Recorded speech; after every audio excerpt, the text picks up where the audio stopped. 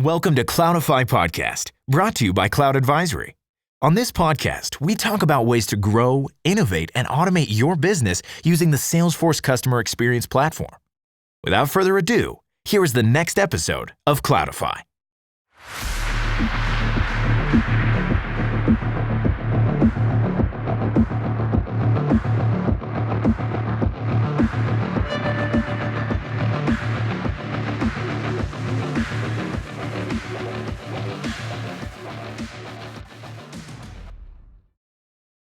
This is the Cloudify Podcast, brought to you by Cloud Advisory. In this episode of the Cloudify Podcast, we're going to talk about how to create a digital marketing strategy. Much of what we're going to talk about in upcoming episodes of the Cloudify Podcast is around marketing automation. Before you can ever get to the point where you decide if you're in a position to use any sort of marketing automation platform, you really need a digital marketing strategy in place. So what exactly is a digital marketing strategy? Well, in my opinion, it's part of a larger digital strategy for your overall company. So a digital strategy for the company would go beyond just the marketing component of how you reach your customers. It would go to also the entire organization of what digital assets you would use to automate processes, sell, support. It's really a bigger plan for the overall company. But in the context of deciding, whether or not you're ready for marketing automation, or maybe you've bought some sort of marketing automation platform, great, but you really need a game plan, and that's what the digital marketing strategy is. And at its base, it's really how you will reach your audience via digital channels. So it's all part of defining who you're trying to reach, what problems they have, how you can solve it. And then, of course, we know what digital channels you can get to them via and what you're going to do with them in those digital channels. Like, are you just going to speak to them? Are you going to engage them? And how are you going to engage them? So really, it's what do you tell them to get their attention, to get them to buy into your digital channel, and then either consume content or services or buy from you. So all of this means you really want to define all this stuff and you want to document an actual plan.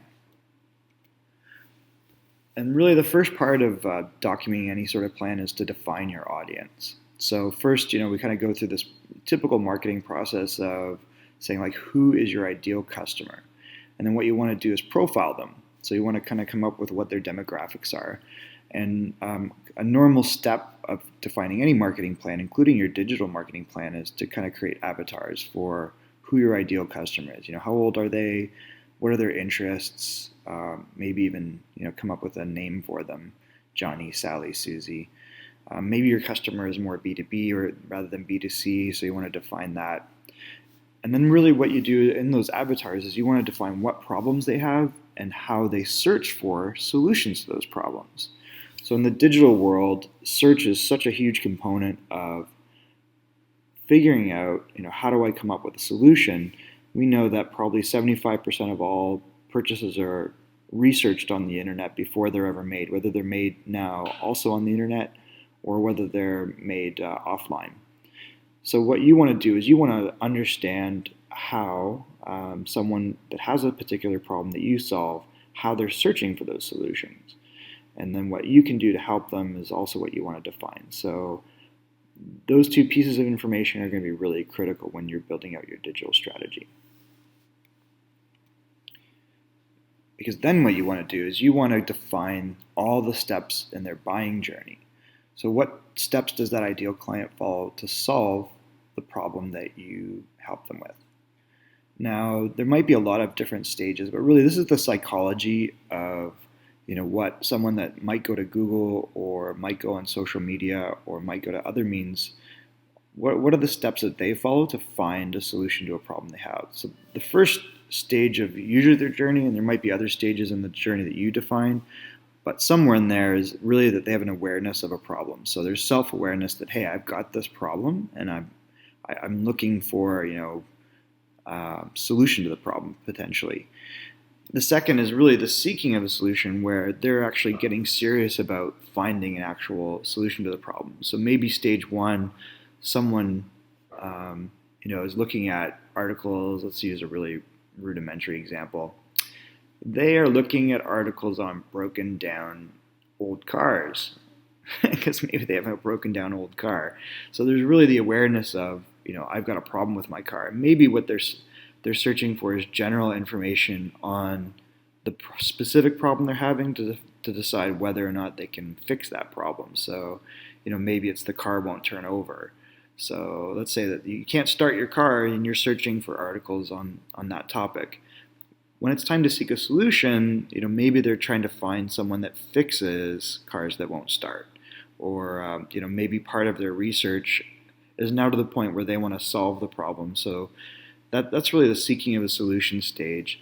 And then choosing amongst the options is usually the final stage of any buying journey. So you're looking at alternatives and options that are out in the marketplace. Maybe they're geographically based. Maybe they're based upon, features and benefits. In this example, maybe you're looking for a local mechanic, or you're looking for a store that sells new batteries. So it really depends upon, okay, I've found a solution that I like, and who can provide the solution, and then comparing them. So those are really kind of the three typical stages of any buying journey, and that includes a digital buying journey. So if we break this down, stage one is really you want to define during stage one of a buying journey, define the problems that you solve. Create a short statement for each of those problems, and what terms would your ideal client use to search for the problem in Google? What questions would they have, and how urgent is the problem? So you want to know, is this something that, this is a really short buying journey, or is it something they're going to search for over time? Stage two, where they're seeking a solution, you want to define, okay, what is your solution to each of those problems that your ideal client might have? And what are the frequently asked questions that you need to answer? So this goes again to the search terms, and this plays out into your overall digital marketing strategy, but you want to understand this. You also want to know what the competitors are at this point, because you want to see what they're writing and what they're saying about the particular problem and what solutions they have to it. And you want to kind of understand your positioning against that. And how are they reaching the ideal client? Are they reaching it through social media? Are they reaching it through paid ads? Are they reaching it through organic traffic? So you want to kind of do that research on this and understand and document this as part of your digital marketing plan. And then what you want to do is, what is your message and positioning? And really, again, this is part of seeking of the solution stage, because you want to know how you're being found, and when people are looking for a solution, are they finding the information you're providing? And if not, you want to figure out a way to get that into your ideal client's hands at this point.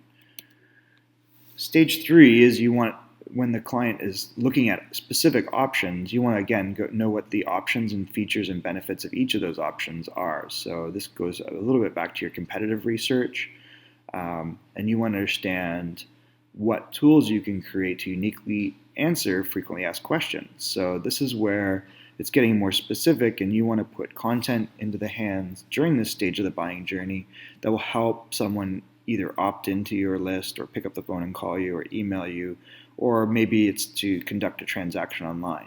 So examples of this are, what sort of white papers or podcasts or blogs? Are there any checklists, infographics? What can you provide so that when your ideal client is consuming content to make a choice, they're consuming your content, opting in, and raising a flag within your marketing automation process to say, hey, this person's getting ready or is ready to buy something. Make sure that you have a way to get them to buy, or that you want to contact them to be part of that final stage of their buying journey. Some other examples here of the content that you want to put out to be part of that final stage of the buying journey. Comparison charts, videos, calculators, those are all useful things. So this is really, again, in your digital marketing strategy, you want to map all of this out. So part of this too is then, what are your digital assets that you have? So you really want to define, we got our website obviously, and what's the purpose of our website? The blog, again, what sort of content are we putting up that matches search terms, and is it directing people to a call to action? Other assets might include your YouTube channel. Maybe you're putting up a lot of videos. iTunes podcast channel, that can be a source of traffic and to find people that are searching for a solution to a problem that you have, like your ideal client. Mobile apps can be important. Sometimes mobile apps are, again, part of your overall digital strategy as a channel that you interact with your client. They can also be a source of traffic. Social media channels like your Facebook, your Twitter, all those sorts of assets. So you want to kind of define that you have them and what the purpose and message that you're going to, what you're going to do with those channels.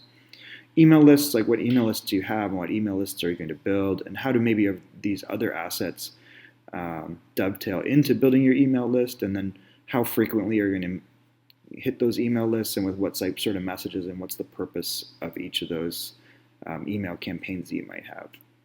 And then, you can see that you've defined all of this, and then you can identify that one of the digital assets you have might be a digital marketing platform. So, example, Pardot or the Salesforce Marketing Cloud are examples of this, Marketo, whatever your tool is. Now you've got all the kind of game plan of building the assets up and your communication through different channels, and then you can automate all of this using whatever that digital marketing platform is. Pretty crazy, right? Imagine how that works. So this is really where you come down to creating your traffic and conversion plan. So your digital marketing strategy kind of all comes to this point where you're going to create specific campaigns with key messages.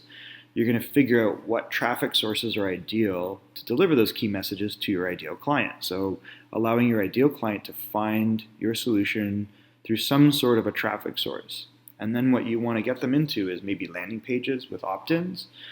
Maybe you have a direct call to action where you want them to take a specific action on the spot. That might be to buy something digitally or to reach out and contact your company. Then you want an engagement plan, like how are you going to interact with those ideal clients that do raise their hand or do buy into a call to action. And then you want to look at what are all your conversion points. So how do you get traffic, and then how do you get those ideal clients that are visiting your sites or visiting your assets? How do you get them to do something? How do you get them to buy into the call to action? And then what is the action that you want to take? So what are those conversion points, and then how do you interact with those clients? And that's when you bring all this together and you build your marketing automation. So then you say, okay, here's how we're going to use marketing automation. We're going to implement those campaigns, and then we're going to have not only the marketing automation tool, but the reports to kind of manage what's going on, and are these the data really to see if this plan is working and if it needs to be adjusted.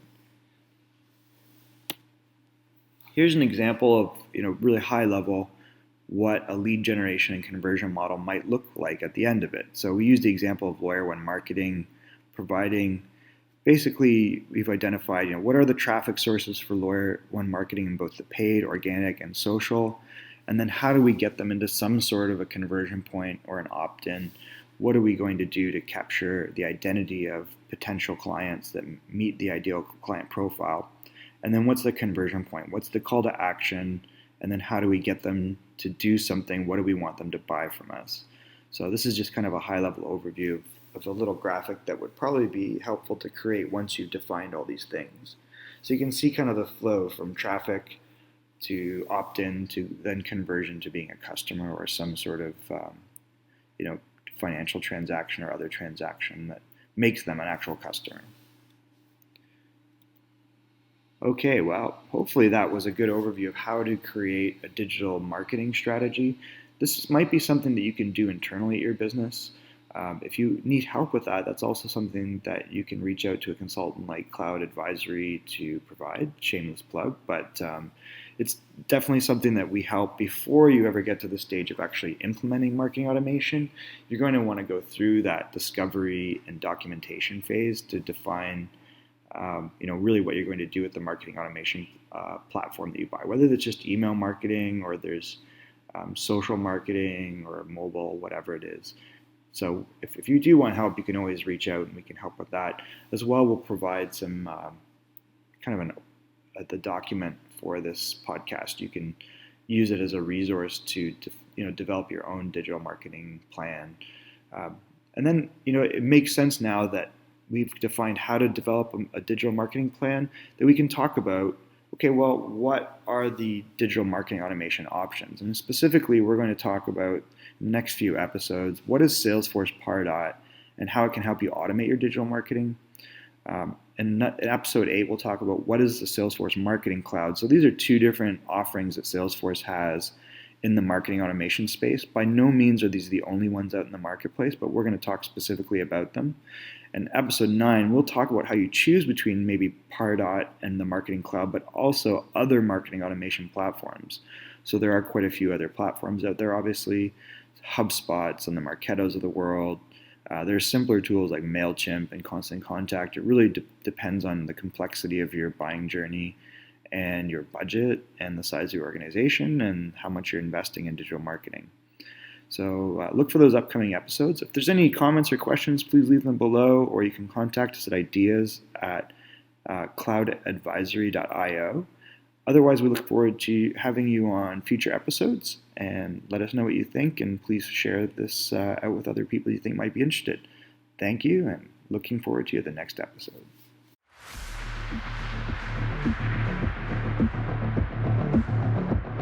This has been an episode of Cloudify Podcast. Check out other episodes for interesting topics on how to grow, innovate, and automate your business using the Salesforce Customer Experience Platform.